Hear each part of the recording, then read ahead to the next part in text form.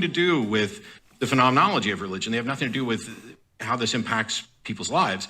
This is a question of, is it in fact the case? Is it consistent with reality that there is a God? And is it consistent with reality that there is good reason to believe? Now, this is a little bit of a bait and switch on Matt's part, because Matt doesn't believe that he can know what is consistent with reality. Now, he will say he believes and has good reason to believe that sense data that comes into his mind matches up to the external world, to reality, but he cannot justify or know that that actually is the case, because ever since David Hume, no one can. You can posit it. You can say you think it's true. You can say that maybe there's a lot of likelihood that sense data matches up to the external world, or quote reality.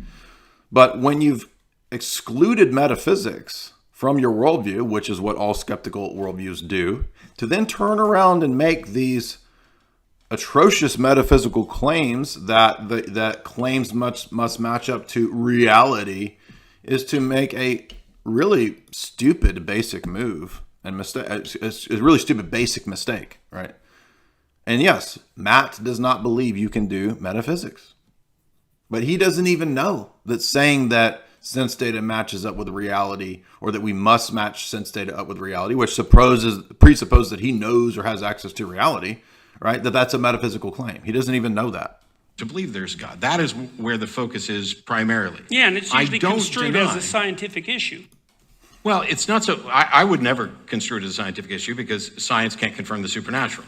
I mean, this is once again the silliness of Matt's skepticism and his ignorance of philosophy, which is that to say that science cannot prove or confirm the existence of the supernatural is not really to be consistent with the rest of what science cannot do, which is to prove anything immaterial or invariant. And remember, in many of Matt's debates, he will stress and say you should not believe in anything outside of having empirical bases to believe in it. Well, guess what? The scientific method is not empirically based. I'm saying the method itself. Doing science involves empirical sense data. But the idea of knowing things through sense data, we only know what's true through sense data. Basic empiricism cannot be proven through sense data. The proposition, the belief itself, don't you get that? And the low IQ atheists will come here and be like, it is because you do it. Because you do it, right? Induction cannot be proven through sense data. How do you prove induction? You can't, right? And that's what David Hume called out a long time ago. And I raised all these questions in the debate with Matt, and it just goes, he completely clueless, never gets it. And that's why he had to have two PhD buddies come on and help him out in their debate review, because he didn't know how to respond. Because he thought that he was going to be debating another goofball Matt Slick, right, who is a crazy person. And no, he was actually debating somebody who could make the argument.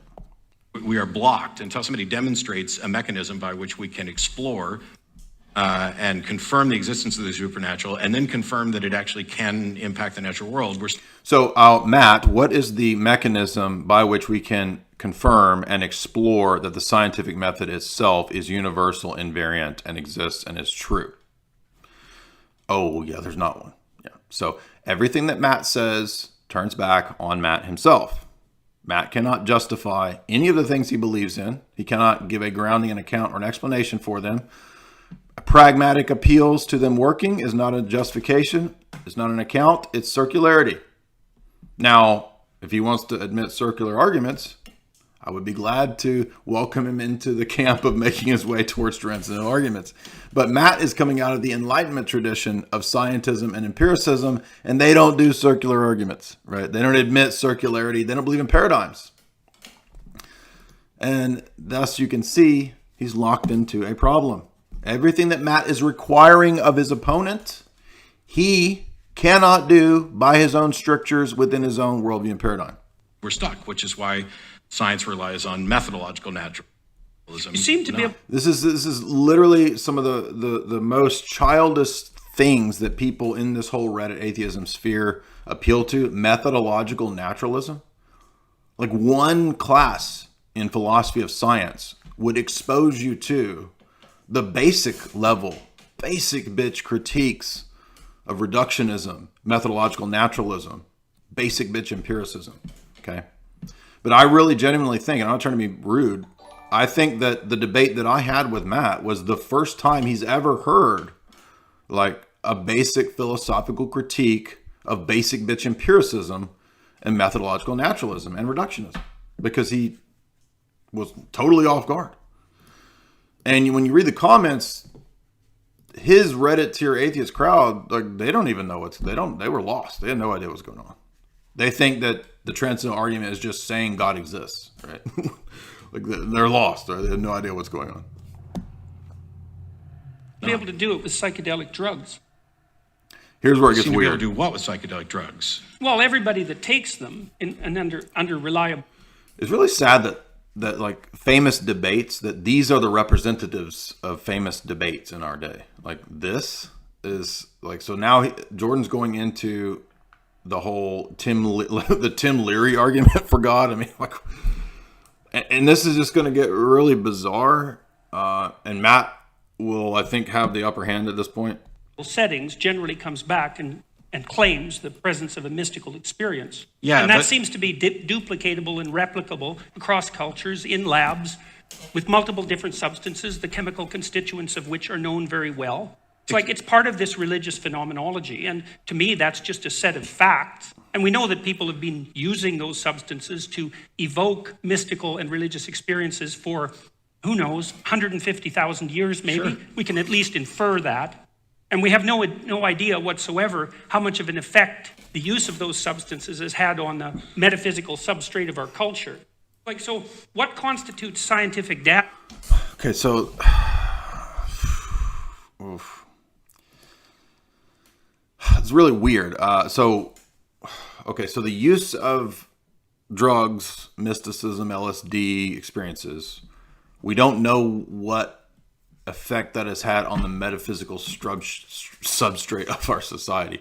I think Jordan believes in Carl Jung's collective unconscious, and so I'm not positive where he's going, but I think he thinks that maybe that we've begun to experience with psychedelics in the last, since the 60s, may have changed like the consciousness of something. Like, how this is an argument, I have no idea.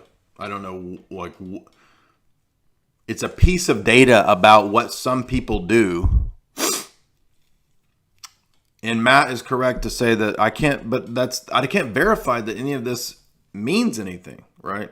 Because, for example, drug experiences can be totally gibberish, right? I mean, they can produce, almost like schizophrenia level types of worlds and experiences, and to say that is like somehow a message or meaningful, it's not going to go anywhere, right? So it's just another terrible argument. I mean, I'm just trying to figure out if there's a way that you could take the drug experience stuff and I mean, you could make it anecdotal, you could make it part of, it's a weird thing. Hey, it's a weird thing, it's a mysterious thing that people have drug experiences, and shamans throughout history have, gone to the shaman world and, done the, booty rituals, and it's all really fascinating, but again, not an argument. And I just don't, it's just really a big, I don't know. I'm just baffled really by this. Data here is by no means clear. Here's an example of this, for example. So, well, before the example, as someone... By the way, a lot of people's experiences on LSD are meaningless. A lot of them are conflicting. One guy does LSD, has a mystical experience, and believes he's Jesus. One guy does LSD and jumps off the water tower, right? One guy does LSD and maybe he, gets his life together and has a real repentance experience because he, saw something hellacious. I don't know. But all of these conflicting experiences are not going to be a way to prove or disprove anything. they're just pieces of evidence, right, within a larger framework or paradigm. It's like a worse version of the resurrection argument, right? Jesus is what's that stupid evangelical argument where it's like liar, Lord, lunatic. Jesus is either a liar, a Lord, or a lunatic, and if you investigate the evidence, you will come to the conclusion of one of those three things. If you come to believe that Jesus is a lunatic, I at least appreciate that you investigated the evidence. These are terrible arguments. No wonder people choose atheism with these retard arguments, right? Who's been high as a kite. I fully agree that people take drugs and report A bit of a stoner laugh there on the part of Jordan, right? Dude, bro, I just had a sweet bong ride, dude. The stoner laugh, right? experiences that they describe as mystical or supernatural. Just like people report other experiences as if they were religious or ghosts or whatever. We have no way of confirming that this something mystical or supernatural actually happened. What this is about the language. Stops people from smoking. Well, you can stop smoking. I mean, a car wreck, right? Like a traumatic event could stop me from smoking. I mean, this is just such a bizarre argument. Without any sort of supernatural intervention. No, not really. You can't stop smoking without There supernatural? aren't really any reliable chemical means for inducing smoking cessation. You can use a drug called bupropion. I think that's the one. A drug Whatever called what? Wellbutrin is. That doesn't even sound like a real drug. Bupropion. What was Alex's thing the other day? Like, I'm sick of sorcerers and wizards and pumpkin popsum, right? Does pumpkin popsum take bupropion or whatever Jordan's talking about? Is that supernatural? No, you don't need a supernatural effect, but it doesn't work very well. But if you give people magic mushrooms, psilocybin, and they have a mystical experience, they have about an 85% chance of smoking cessation Sure, with but- one treatment. but Yeah, that- but that's kind of like evidence, you know. Evidence of what? Right? I mean, so Jordan's argument is that you can't really stop smoking without supernatural aid. I don't think that that's the case at all. Plenty of people who don't believe in God or any kind of can quit smoking. This is just one of the weirdest, goofiest arguments I think I've ever heard. Now, it doesn't prove anything, but does it at least suggest that there might be something more going on in high level, hallucinogen experiences? Yeah, okay. I could buy that. It's just such a weird argument and doesn't prove anything. It's kind of like evidence. It's And evidence that you can take. It's kind of like evidence, and Matt will say it's evidence that you could take to mean anything or something even. I mean, there's no reason to believe that it's supernatural, which evidences are interpreted within a paradigm, and that's what Jordan doesn't understand, right? Like, and if what he should do is call Matt out on what is evidence. You can't have evidence without a paradigm, because all evidence is theory laden. So you need a theory to situate evidence. Right. If we convince an atheist that maybe a long time ago Jesus rose from the dead, a consistent atheist can say, okay, so what? Weird things happen. Because the resurrection of Christ only has the meaning and significance that it has in the Christian paradigm. Other people in the Bible rose from the dead, right? So you need the rest of the story to see that, Jesus' resurrection is actually the fulfillment of all these Old Testament prophecies, right? You need the whole context, right? So just the event of a, quote, resurrection, maybe Jesus was like a zombie, right? Like he took pufferfish toxin and he gave the appearance of passing out for 3 days, and then he awoke and people thought he was resurrected, right?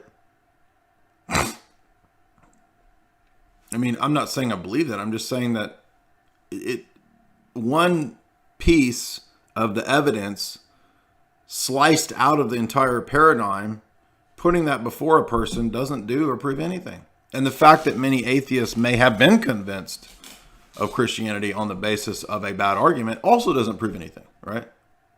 The fact that an argument works sometimes is irrelevant to whether it's a good argument, whether it's a sound argument. Take mushrooms and increase your chance of quitting smoking. But No, it's not. It's indication that if you take mushrooms and you have a mystical experience, you'll stop smoking, because it doesn't work if you don't have if the you take experience. mushrooms and you This is literally one of the dumbest arguments ever, I think. have an experience that you describe as mystical, then you'll increase your chance of smoking. But that doesn't tell me whether or not there was something. I didn't think there could be a worse argument than the resurrection argument that the evangelicals make, but I think this one tops it. This notion that they had an experience that was supernatural in any sense.